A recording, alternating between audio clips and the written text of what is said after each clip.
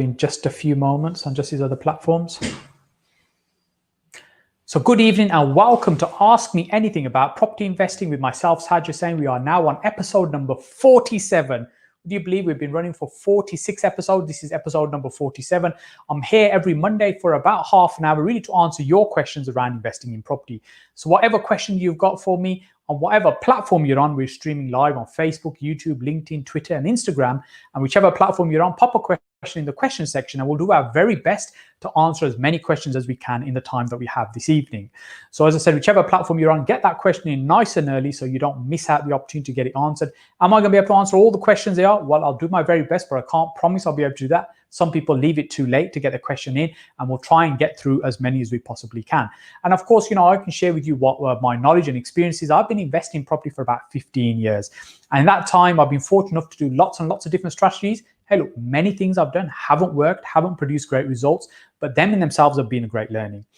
So really what I want to do is help you ultimately get further, faster in your property investing journey.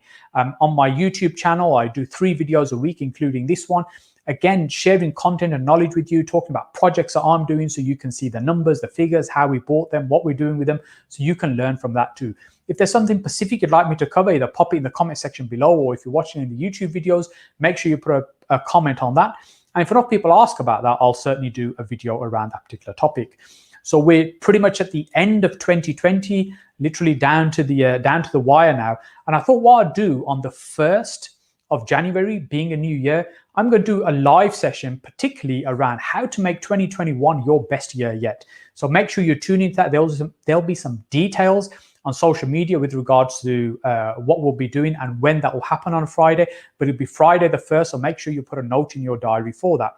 We'll get the first question up on the screen in a moment, and we'll start working through those questions.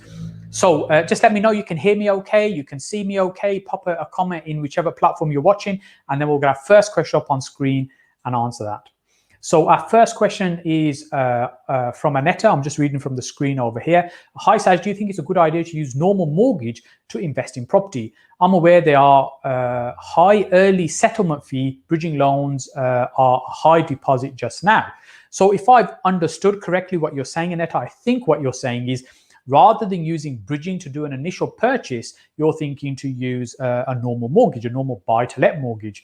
Buy-to-let mortgages are generally for the longer term, 10, 15, 20, 25 years. They're your long-term debt that you'll have on that property. Now, bridging loan is a short-term loan, generally less than a year. It means it gives you the ability to be able to do the purchase and then do whatever value add that you're going to do, or make it mortgageable, whatever you need to do. It's really, you're using bridging for 2 reasons. One is the speed, to be able to get it done very quickly, often within a few weeks, certainly much quicker than most mortgages would take. And secondly, you can get a bridge on properties that may not ordinarily be mortgageable. So for example, if the kitchen was missing or damaged or destroyed or removed or whatever it might be, then traditionally that property is not mortgageable. It means you can't have somebody moving into it straight away and paying you rent, because it needs some work doing to it first. And this is where bridging can help. But of course, bridging is much, much more expensive than a buy-to-let mortgage. In fact, I've got a great video on buy-to-let mortgages on my YouTube channel. Make sure you look out for that, where I go into this in a lot more detail. And also the BRRR strategy, we have a video coming out, I think it's in about a week's time. Look out for that too, and I'll break the details down doing this strategy. But ultimately, if what you're looking to do is acquire the property, add some value, and then keep a long-term mortgage on that, then you've got to look at which is going to be the right way to do it. When you're making a mortgage application, it's really important you're being honest with them in terms of what you're going to do. If they're offering you a 20-year mortgage, it's with the intention you're going to keep it for the longer term.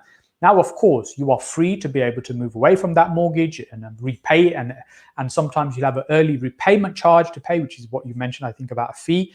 What that means is you might have a penalty to pay to get out of that mortgage and switch to another mortgage. But ultimately, you got to look at the bigger picture of what you're doing and how much value you're adding. If the deal is quite tight and you can't actually add that much value, and then your bridging is going to be quite expensive, then maybe think about taking out a buy-to-let mortgage from the offset to keep it. Now, what it will mean, you'll end up tying up more money in that deal. And if you want to recycle your cash, it's about remortgaging. So this is where you've got to think about if a bridge is really going to help you, or if you take out a normal buy-to-let mortgage, are you able to hold onto it for the longer term rather than just it being a short-term transaction? I hope this is making sense. But ultimately, bridging is really just going to be short term. It is more expensive. So the deal has to be viable for you to consider it and use it at all. I certainly don't advocate, lying to your mortgage lender and committing mortgage fraud. I don't think that's a good idea. That's not a great way to build a business, particularly a property business, when you got to go back to lenders time and time again to raise more money. So hope that helps. Hope it gives you some ideas there. Our next question is from Liam. Woodside Land and Property Developments on YouTube. I've just purchased my first development and the number stack for both BRRR and Flip. Would you recommend a Flip over BRRR in order to build the pot? So first of all, quick distinction for those that may be not familiar with what we're talking about just now is you've acquired a plot of land, you're going to build it out and develop it, you're going to build something there, be houses, apartments, whatever it might be. One option is at the end you sell them and you pay off whatever debt you've got and you end up with a pot of cash in terms of maybe your initial investment plus profit as well. The other option is you get to the other end, or you finish the build and then you remortgage that site to be able to keep it. And by keeping the property, what you're able to do is pull out hopefully enough money to be able to pay back whatever debt you need to, put a new long-term mortgage on it. Your profit is probably going to be locked up in the deal, but what you'll have is hopefully a decent portfolio build that you've just created, however number of units it is, and some income from that property, but having extracted your cash. Now, if your objective is to build up a pot of cash, then really you need to be thinking about exiting and extracting that cash. Because if you're going to keep and remortgage the property, your profit effectively will be locked in, generally speaking, mostly as the equity in that deal. i.e., if you're doing a purchase, it's like your deposit money that's locked in. So you're not able to extract the cash unless you get a significant uplift in your profit, probably beyond 30%, which is highly unlikely. Generally speaking, your sort of 20 to 30% range in terms of your profit that you'll be able to create. And when you're remortgaging at generally 75%. So you're probably pretty much thereabouts in terms of being able to repay debt, but not being able to get some money out for yourself. Also remember the debt that you'll initially have on the property, on the project, that will also be accumulating interest. So you not only need to pay that back, but pay the interest back on that as well. So if what you're looking to do there is to build a pot of cash, I would say you need to think about selling, but of course be very mindful that the market might be very different in 2021. So depending on when you're going to be exiting out of that project, you need to take into consideration what the market might be like at that point. Are you going to be able to sell easily, or are you going to face any challenges around selling? So I hope that helps there with that. Let's get our next question up on the screen. Next question is on YouTube from Jamie. Hi, Saj, do I need to get a property to measure? Do I need to get into a property to measure the feasibility and costings and reconfiguring, for example, a large bathroom into 2 en-suites, architect, builder, structure engineer?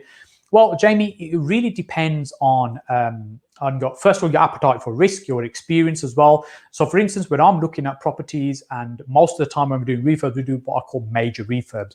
Major refurbs being we pretty much strip everything back down to brick. So we've got the 4 walls, we've got the roof, and sometimes the roof is being re-roofed as well. And there's very little else left. And so we effectively creating a brand new house. That's my preferred method when it comes to renovating property. Now, sometimes it's not financially viable to do that, to go that far back and be able to spend that much money on it. You need to be able to get the uplift depending on what you're doing. Now, if we are stripping the property and pretty much going back to brick, then really, whether the current bathroom plumbing is great, it's poor, the electrics are okay, the timber work is not, it's irrelevant because everything's coming out and we're starting again with that particular project. However, if you're doing a light refurb, which is the other end of the spectrum, which maybe you're spending a minimal amount of money on that property, and if you need to do some reconfiguration, let's say you're splitting the bathroom into 2 bathrooms, then I'd say you really do need to get into the property to be able to assess what it is that you need to do, how much is going to be spent on that works. So that would be determined based on you understanding what's already there. So if you don't, you're doing it blind, which I'd say you're much more likely to make a mistake on your numbers if you're going to do that blind. Whereas if you're stripping everything back and you're going to start again, then really, it has less of an impact to do that. Unless you experienced, I wouldn't recommend buying a property without actually viewing it, getting inside. And if you're less experienced, certainly have people with you, like a builder at least, to be able to look around the property, and they'll be able to see and spot things for you and help you with in terms of what's going to be required to get that job done. Because sometimes even an experienced person might miss something. The builder's going to come around, look at it and think, okay, we need to do this, this, and this. Have you realized your joists slipped in the corner there, they're dropped and the floor sagging a little bit, so you're going to have to put in a new floor or a partial new floor over there. And sometimes these things are easy to miss when you just whiz around a property. So another pair of eyes will certainly help you. Buying blind is very, very risky, and I'll only do it if the price was fantastic, i.e. very, very low, and I was more than comfortable with taking that risk, and I was going to gut it anyway. So I'm not too concerned to get back to what's inside. It's more about the structure of the building. So I hope that helps, Jamie.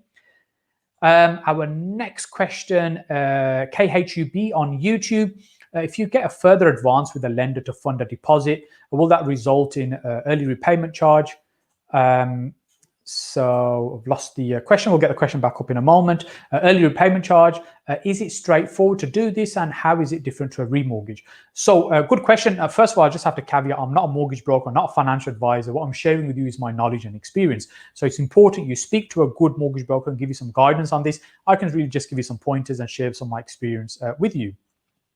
So a further advance is often seen as a second loan on the existing one that's already there. So let's say you've got a £100,000 property, you've got a £70,000 loan on there, and you're going to be borrowing, say, another £5,000, because often the loan to value limits at 75% anyway. So that £5,000 won't be a case of repaying the existing 70,000 and taking a new £75,000, which is what a remortgage would be. But a further advance would be the £70,000 loan stays there, and you have an additional £5,000 loan. So effectively, you've got two loans against the property now as opposed to one. So that's really the difference between the two. So because you're having an additional loan, it means you're not redeeming the first one and not having to pay an early repayment charge. So the reason you'd go for a further advance is often either you've got an expensive early repayment charge you'd have to pay to get out the first loan, or you're on such a good rate, you're on an amazing rate on your first loan, your first mortgage, that you don't really want to come off that particular product because you've got a very good rate and you don't want to lose that particular product. Further advances are often done with the same lender. Years ago, pre-credit crunch, kind of before 2008, it was very common to have second charge, third charge, fourth charge lenders even on a property. These days, it's much, much more rare to do that, and there's probably very few lenders do that. Again, this is where you need a good mortgage broker to be able to scan the market, see what's available for you, and how they can find the right product for you on that. So I hope that helps you with that. And we'll get our next question up on the screen. Next question is from Prashant on YouTube. Hi Saj, offer on property got rejected 4 weeks ago. Now agent came back to me. If I'm still interested, how can I revise and renegotiate my offer? Prashant, first of all, I'll say you're in a great position. They've come back to you, and I suspect this you're going to be seeing a lot more of in the coming weeks and months. So first of all, we have a deadline in terms of stamp duty, and there's a rush for people getting deals done before the stamp duty cutoff point, i.e. the stamp duty holiday, which is at the end of March. That's just about 3 months to go right now at the time of filming this. Sometimes transaction can take much longer, and now when the solicitors are under pressure in terms of backlogging with a number of deals that they're doing, a transaction they're trying to get done, the conveyancing that they're doing, what they find, things are starting to slow down. Some of the searches are taking longer. So some deals are not going to complete. And just today I found out, I just got a message that in Wales, they're increasing the stamp duty by 1% tomorrow. Not much notice there. So, right now there's a bit of a panic to try and get deals done. And some people realize that actually it's not going to be worth it, or they're not going to be able to complete on it, or their funding isn't going to be available, and they're backing out of deals, or they're thinking twice about it. Some people get carried away with an offer, and then kind of, the cold light of day hits them, and they think, really, what am I doing? Maybe that's too much for that particular property. I should withdraw or reduce my offer. So the agent then comes back to other people that might be interested and say, oh, look, you might have a possibility of coming back into this deal. Now, it may be, Prashant, you're one of many other people that the agent is contacted to try and drum up some more business or more interest on that property. So rather than taking the sold sign off and putting it back up for sale again, which never really looks great, rather than doing that, they're trying to see if they can get something else negotiated with another potential buyer. So you have to think about what your numbers are. And I think it's really important that you crunch your numbers nice and early before you approach a deal or look at a deal and make an offer. And that way, what you've done, you've worked out what you can go to. So let's say your offer, for example, was £100,000, just keep the number simple. And maybe you can go to 107 to still make it viable. So there's some room there. Maybe your offer was 100,000, that was the limit of what you're prepared to pay. and you're not prepared to go above that. So you could either go back and make the same offer with some conditions, for example, if there's some conditions you want to attach, because here's the thing about negotiations, about give and take. So rather than just going back and say, yeah, that's fine, here's my offer, I'm happy to go ahead with it, you can always use it as a little bit of a leverage tool. So for example, you could say that I want to do a conditional exchange, so you lock somebody else out being able to come into that deal, or if there's something else that you're looking for, that it might be flexible to negotiate with the seller. And of course, alternatively, it might be, yes, I am interested, but I'm looking at something else as well. And if I was to proceed with this, I'm going to be looking at a reduced offer. Is that something worth considering? Is that something your seller would consider? Or is it not worth me putting in a revised offer? And now, of course, this is a little bit of a cat and mouse type of game. They're not necessarily going to tell you that. You've got to try and coax it out of them in terms of where they are with that and whether there's going to be some flexibility in terms of negotiating that deal. But I would always try and reduce the figure if you possibly can and save a little bit of money rather than just accepting it.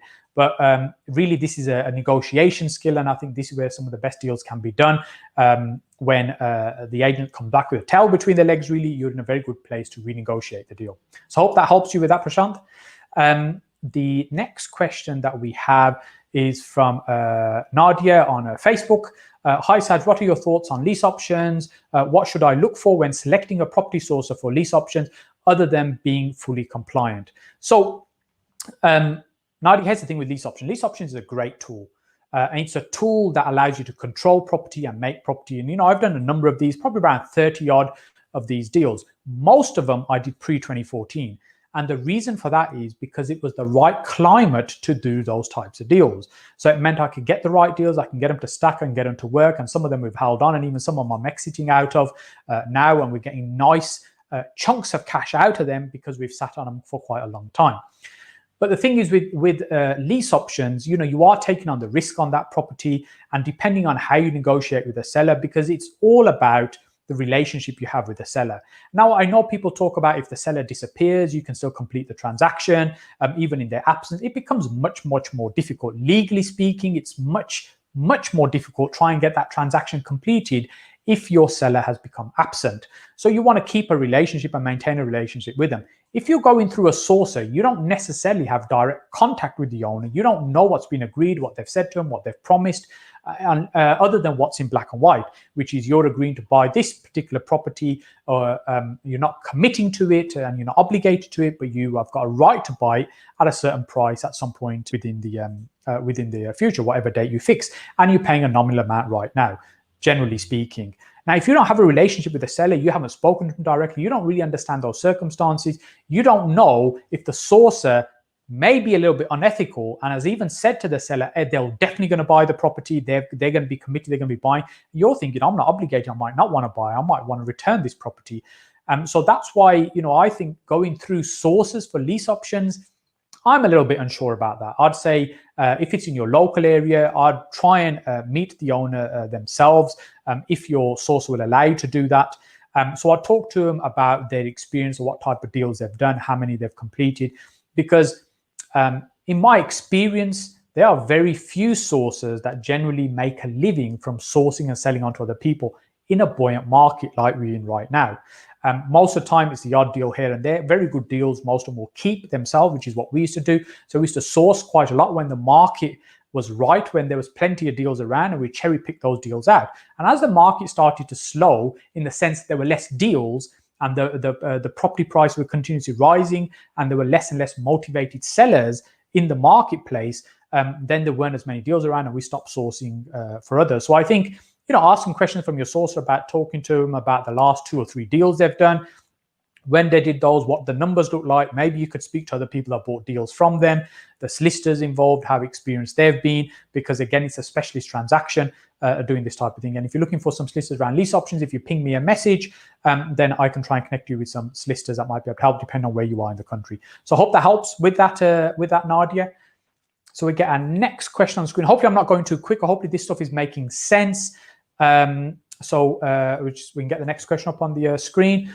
So next one's from Anetta on YouTube. Do you offer one-to-one coaching, mentoring? So I have a mentoring program that I do, and it's less about training, it's more about mentoring, I would say. And mentoring for me is really having somebody there who's really trodden on the path that you want to go down, and they can guide you through it and help you avoid mistakes, not lose money, make sure you're doing deals that are good deals, helping negotiate and get those things done. That's really, for me, what mentoring is about. And that's the way I tend to approach it. I look at each individual in terms of where they are and ultimately where is it that they're trying to get to. And then think about what's going to be the right strategy for them to help them get from here to their objectives, their goals, based on their time, their experience, how much money they have, their mortgageability, all these factors considered, find the right strategy, then really over 12 months support you in the implementation of that strategy to help you get the best possible results and hopefully achieve the goals that you set out for yourself. That's essentially how the mentoring works. If you want to learn more about the mentoring, send me a message at any of the platforms that you're watching on, and then I can send you some more information. And if it looks like it might be a fit, then we can arrange to have a chat and explore it further. And the mentoring program I run, they're not huge classrooms of 50 or 100 people. It's a handful of people that I'm working with, so I can really understand and know each person's situation intimately, so I can genuinely help and support them. So let's get our next question up. Our next question is on LinkedIn from Omar. What's your opinion on rent to rent? So rent to rent is a strategy. So in terms of when you say, what's my opinion on it? Do I think it's a strategy that's viable? Absolutely, it's a strategy that's viable. Do I do as many now as I did many years ago? No, I don't. I just cherry pick the odd ones here and there when they come along and I think they're good deals. The market is very, very different now than what it was a number of years ago. So about 7 years ago, when I was doing quite a few of these, I was teaching some other people. I was running some courses on how to do rent to rent and finding deals as well. But at that time, it was quite a new-ish strategy. There wasn't as many people doing it, but it was still a little bit difficult at that time to try and get deals done. But you could do the deals.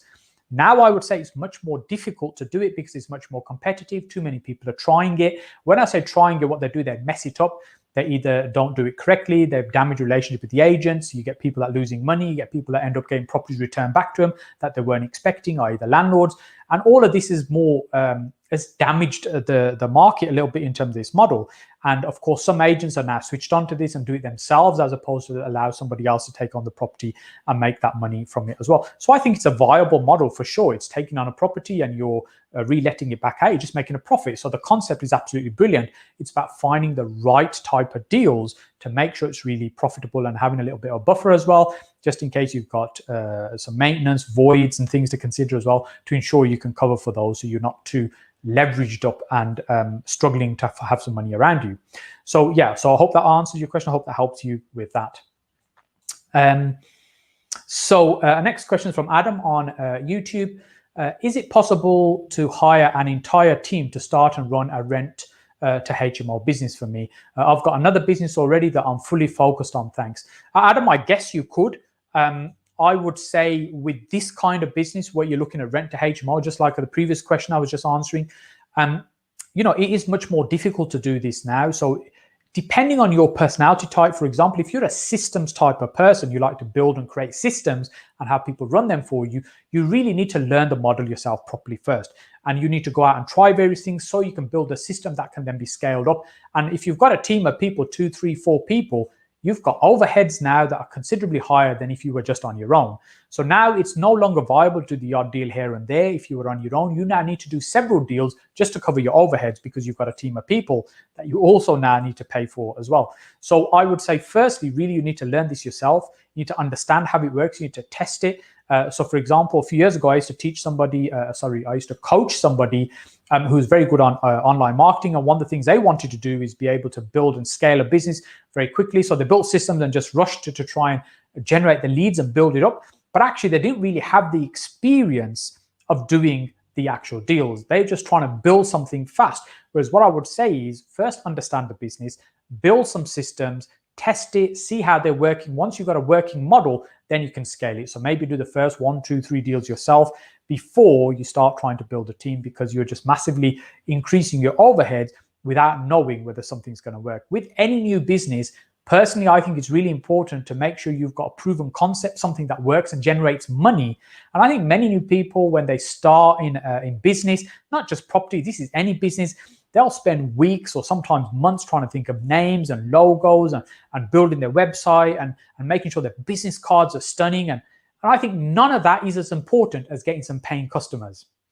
That's really where you need to start. And that's why with this, I think you just need to see if you can get it to work first before you start spending thousands of pounds in offices and websites and staff and stuff. Get it to work first, get it to make money, then use those funds to reinvest and grow it from there. So I hope that helps. I hope give you some pointers on that. So our next question, Tendai on YouTube.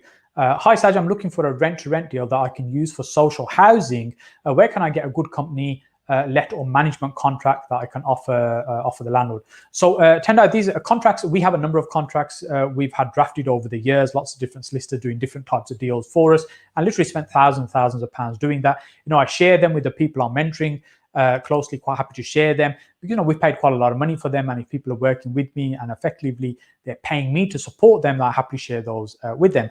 So at a very basic level, you could probably spend a few £100, £200, £300, £400 to get a solicitor to draft something for you. So I'd look for a competent solicitor that's involved in property already, explain to them exactly what you want, and they can draft an agreement for you.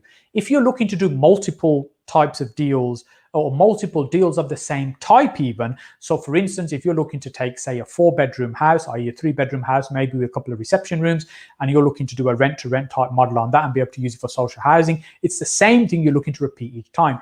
In that case, what I would do is I'd ask the solicitor to draft you a template as opposed to a specific contract. So with the template, what you're able to do is fill in the details each time, so you're replicating the same thing. And if you're doing things that are slightly different from deal to deal, then I think it's really important to get a solicitor for you to set it up specifically for that particular structure that you're doing, rather than using a template. A template works if there's going to be very little change and all of them are going to be the same. You just roll them out from there. So I hope that makes sense. I hope that helps as well.